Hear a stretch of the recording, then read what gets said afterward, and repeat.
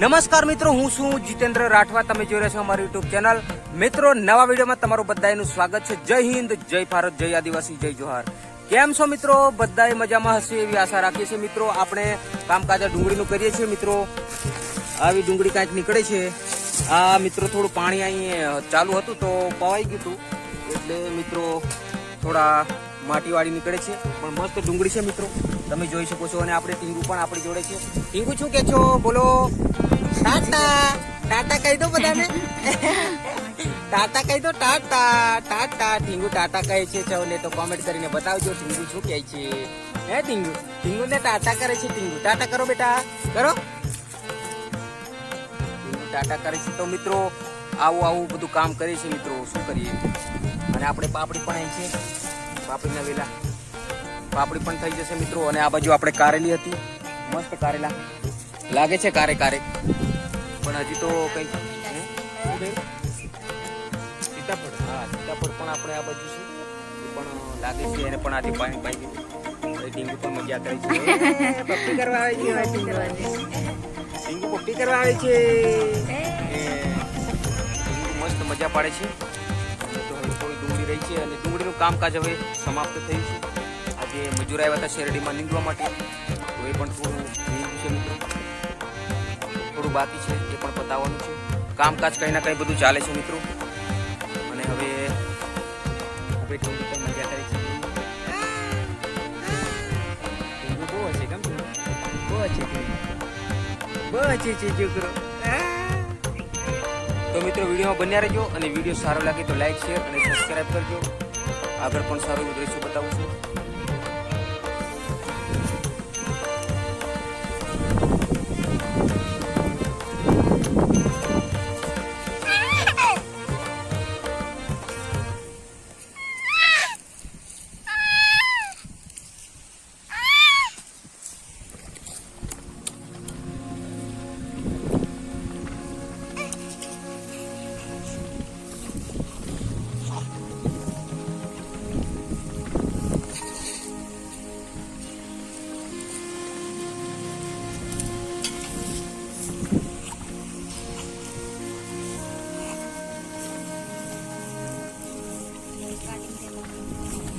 મિત્રો ટ્રેક્ટર હાંકતા તો પણ થોડું ફરાઈ ગયું છે મિત્રો. તમે જોઈ શકો છો, આ બાજુ માટીનો ઢગલો હતો, અને પાછળ આ બધો કચરો બધો ભરવાઈ ગયો હતો મિત્રો. એટલા માટે ટ્રેક્ટર થોડું ફચાઈ ગયું. હવે નાનું ટ્રેક્ટર છે આપણે મિત્રો, તમે જોઈ શકો છો, ફચાઈ ગયું છે. હવે એને પાછળનો બધો કચરો કાઢી અને પછી મિત્રો કાઢવામાં આવશે. ડુંગળી જઈ વાવી હતી ત્યાં ઘેડી નાખ્યું. ડુંગળી પણ સારી અંદર કંઈક દટાયેલી છે, તે નીકળે છે સારી એવી. આવા ગાંઠિયા નીકળી જાય છે કારે કમ અંદર રહી ગયા હશે મિત્રો, એટલા માટે નીકળે છે થોડી. તમે જોઈ શકો છો મિત્રો, બહુ આવી ડુંગળી નીકળે છે. મસ્ત ડુંગળી. અને ઢીંગુ તે ટ્રેક્ટરમાં બહી ગયું, ટ્રેક્ટર ફચાઈ ગયો છે. મિત્રો એકદમ કરી નાખ્યું છે. અને મિત્રો આ જમીનના અંદર પહેલા શેરડી હતી, શેરડીમાં મસ્ત ખેડાણ કરીને ડુંગળી વાવી હતી, એટલે એકદમ મસ્ત ગાંઠિયા પણ એટલા મોટા મોટા જબરજસ્ત થઈ ગયા મિત્રો. કારણ કે અહીં શેરડીનું બધું હતું, એ એકદમ જમીનમાં ચોમાસાની અંદર મસ્ત થઈ ગયું હતું બધું, એટલા માટે મસ્ત ડુંગળી નીકળે છે.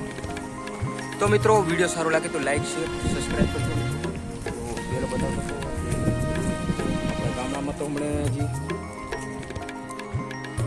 આપણા ગામ બાજુ તો હમણાં હજી તો પુલ નહીં આવ્યા હોય, પણ આપણે અહીં આવી ગયા છીએ કારણ કે પાણી ચાલુ છે.